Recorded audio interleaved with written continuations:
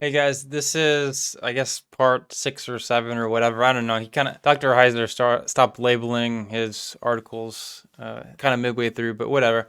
So let's talk about divine accommodation. Now, this is one of my favorite ones because typically you talk about, you know, ancient Near Eastern cosmos, which is kind of off the picture, so you can't see right now. You have to check out my other videos for that great artwork done by my wonderful wife.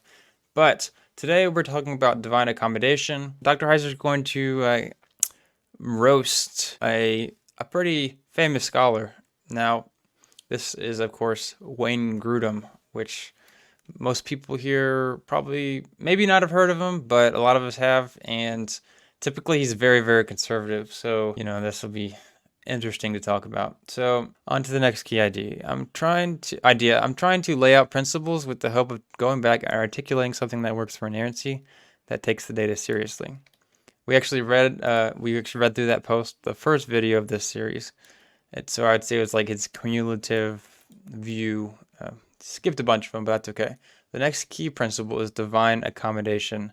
Evangelicals haven't liked this, so don't comment back to me and tell me this. I already know it. What critics of this idea don't know, or don't seem to know, is how poorly their rebuttals to this idea have been. I'm going to use Wayne Grudem's rebuttal to illustrate. I've appreciated, Wayne's scholarship on a number of issues, but his arguments here are very poor. I've pasted Grudem's rebuttal below entirely, and I've blocked my own responses to it in places. So Grudem says, the biblical writers accommodated their messages in minor details to the false ideas current in their day and affirmed or taught those ideas in an incidental way. He says, this objection to inerrancy is slightly different from the one that would restrict the inerrancy of Scripture to matters of faith and practice, but is related to it. Those who hold this position argue that it would have been very difficult for the biblical writers to communicate with the people of their time if they had tried to correct all the false historical and scientific information believed by their contemporaries. Those who hold this position would not argue that the points where the Bible writers affirm false information are numerous, or even that these places are the main points of any particular section of the Scripture. Rather, they would say that when the biblical writers were attempting to make a larger point, they sometimes incidentally affirmed some falsehood believed by the people of their time. To this objection to inerrancy, it can be replied, first, that God is Lord of human language, who can use human language to communicate perfectly without having to affirm any false ideas that may have been held by people during the time of the writing of Scripture. This objection to inerrancy essentially denies God's effective lordship over human language. Wow, that's kind of weak. Okay, so definitely an L take on this one. So I'm going to say my thoughts, then we'll let Heiser talk and see how close it is with mine. So he says that God is Lord of human language, who can use human language to communicate perfectly. He doesn't have to affirm the false ideas. I love that. He says he doesn't have to. Yes, obviously he does not have to. But yet in the text we see that he does. So how do you deal with that? He says, this objection to inerrancy essentially denies God's effective lordship over human language.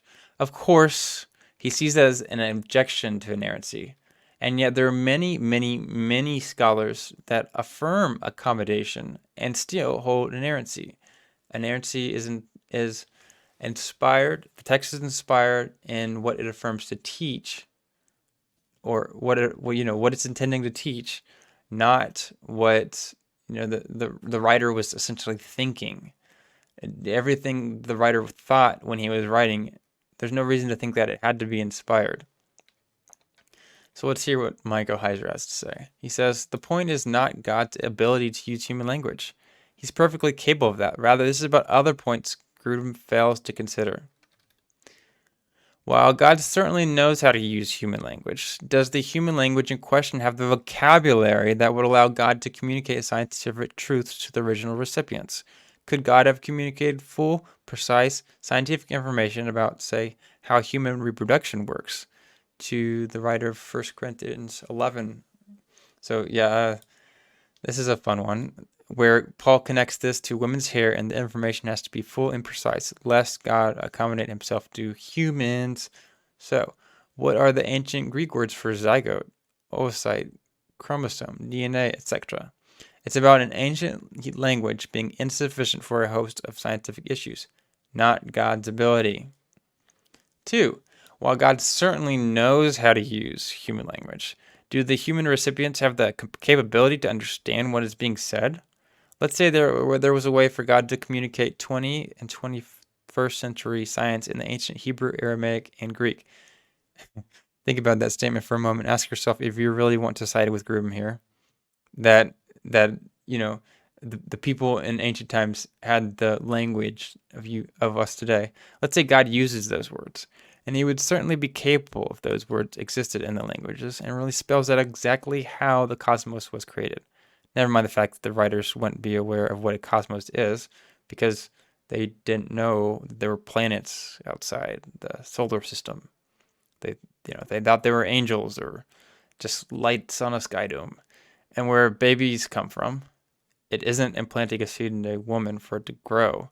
We need genetics here, which of course is why the Hebrew. Well, that's a difficult question. I was going to say that's why the language used in Hebrew and Greek is kind of like a seed when it talks about sperm, but at the same time, there is reason to think that it might have been some type of metaphor, or to describe some greater truth, but it's not terribly certain. Anyways, so who's going to understand this? Surely the wordings would have to be supernaturally given, since the authors don't know of any of this science. But then how would the readers understand what was written? And if readers can't understand the revelation, it's basically gibberish to their minds. What's the point? Doesn't it undermine the whole idea of God wanting people to know truth and know about him? No, it's about God's abilities. It's about human inability at the time and place God initiated the process of inspiration. Back to Grudem. Second, we must respond that such accommodation by God to our misunderstandings would imply that God had acted contrary to his character as an unlying God. It is not helpful to divert attention from this difficulty by repeated emphasis on the gracious condescension of God to speak on our level. Yes, God does condescend to speak our language, the language of human beings, but no passage of Scripture teaches that he condescends so as to act contrary to his moral character. He is never said to be able to condescend so as to affirm even incidentally something that is false. If God were to accommodate himself in this way, he would cease to be the unlying God. He would cease to be the God the Bible represents him to be. Such activity would not in any way show God's greatness, for God does not manifest his greatness by acting in a way that contradicts his character. This objection thus at root misunderstands the purity and unity of God as they affect all his words and deeds. So, to sum up, he's basically saying accommodation would be essentially lying. Of course, another L take. I mean, that's crazy. I mean, when you think about it, today we speak on a lower level. We use the language of things and ideas when we don't even necessarily agree with them. So a similar example, although not perfect, is the idea that you could say you're arguing with a friend or whatever, and someone says, hey, I'm arguing for this, and then of course you don't agree with them, but you could say, okay, well, assuming that's true, let's argue for this. That's the principle, although we explicitly say it. Well, guess what? There are a lot of times, where people, maybe not you, but there are a lot of times where people argue, they ignore, the things they don't argue with because they have a different goal in mind. Well, in the New Testament, there are lots of times where Jesus is arguing for something that he doesn't necessarily even believe. The reason is because he's trying to make a point. He's trying to he's ignoring the major issues of then to talk to the disciples at their time in their place. There is a scholar that I forgot the name of, and in her dissertation she argues that when Jesus talks about the situations of like Lazarus in hell, which is a parable, he is arguing from a place of trying to relate to them without actually thinking that hell is exactly like that. Which of course hell wasn't even used. I can't remember which word was used there, but and the reason she says this is because there are all kinds of other times in the ancient Near East where teachers would do this. They would they would they would argue about something, and they wouldn't even necessarily believe it, but they argued it to make a point. It was almost assumed that that was okay, morally okay. So what Grudem's doing here is he is assuming that the way we see things today, which isn't even true, that was lying, and of course God can't lie, so he can't accommodate to his original audience. I think that's just silly. But let's see what Dr. Heiser says. He says, so if we dilute information in any way, we lie.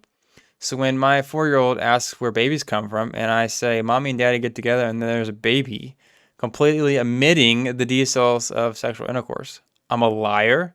Say what? What's the alternative? To tell my 4-year-old to go away? To tell her all about how mommy and daddy have sex? Oh my gosh. Maybe a video would be better since her vocabulary is limited. Besides, I wouldn't want people to know how I talk about this stuff to my toddler. Shouldn't I tell her she's not old enough to understand, so forget it? Wonder why God didn't do that, since I'm not reading about genetics and embryology in 1 Corinthians 11. He sets up something to us. No, this has nothing to do with God's purity and holiness. It has to do with God being far superior to us and our frailty. God isn't lying when he dilutes information and allows the human writers to think poorly about science. We wouldn't understand it anyways. We'd have no way to process it. Perhaps a parallel illustration will help. The setting for what follows is different, but it goes to the issue of withholding information being appropriate, not lying. Where is it written in the scripture that we have to give full, precise answers to questions like, do I look fat in the dress? Do you like my hair? Doctor, did my little boy suffer before he died? Where's your mom, kid? I want to teach her a lesson. Bunk. He says bunk. There is room for tact and protection from harm in those words we use. The command that thou shalt not bear false witness refers to uttering words, and in context in a courtroom setting, the biblical by 2 or 3 witnesses will be known idea. The purpose of the law is not to allow evil to grow and take power over people. It is to stop evil. When evildoers would use the law for evil, that is a distortion of the law. Undoing or forbidding acts of heroism and a courtesy is not the purpose of the 9th command. The one not to lie. The command was not given to allow evil to proliferate, to have others suffer, to have children lose innocence, or to compel people to be rude. Roasted. Grudem. Furthermore, such a process of accommodation, if it actually had occurred, would create a serious moral problem for us. I'm thinking of going British. I want to hear my thoughts in the comment section. And of course, Grudem doesn't talk British, but I think we should do it. For we are to be imitators of God's moral character. Oh, this is terrible. Paul says, since in our new natures we are becoming more like God, we should put away falsehood and speak the truth with one another. We are to imitate God's truthfulness in our speech. However, if the accommodation theory is correct, then God intentionally made incidental affirmations of falsehood in order to enhance communication. Therefore, would it not also be right for us intentionally to make incidental affirmations of falsehood whenever it would enhance communication? Yet this would be tantamount to saying that a minor falsehood told for a good purpose, a white lie, is not good.